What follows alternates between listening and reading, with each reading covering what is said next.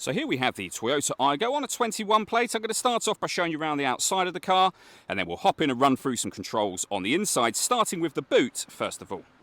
As we approach the back of the car, you can see that given the size of this vehicle, we have plenty of boot space, along with that 50-50 split folding rear seat, should you wish to increase this space even further.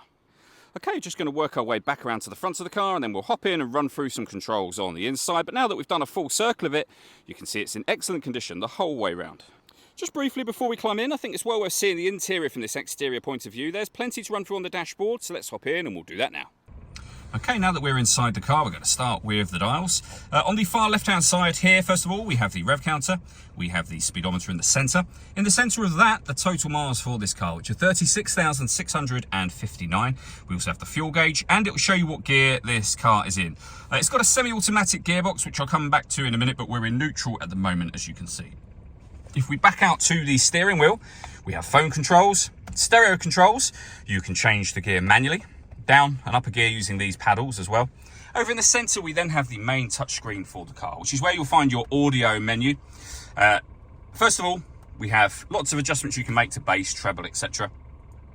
Your full audio menu is just here. You can see we got FM, AM, and DAB radio, auxiliary input, USB input, and Bluetooth audio as well. So loads of ways to listen to your music.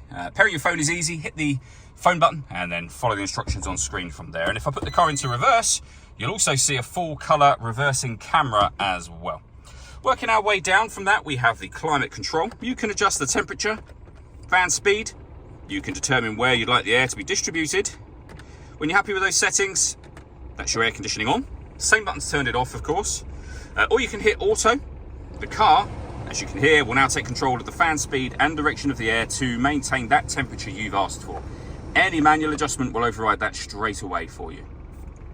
We have a 12-volt charging socket, USB and auxiliary inputs, some storage, 2 cup holders, and then the semi-automatic gearbox. So you can drive this car on an automatic license.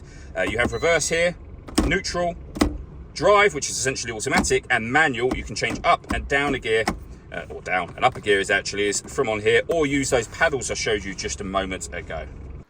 All that leaves me to say is thank you for taking the time to watch this video. If you'd like to come and see this ULEZ compliant car for yourself and have a test drive, please feel free to call either of our MJA sites. We'd love to hear from you soon.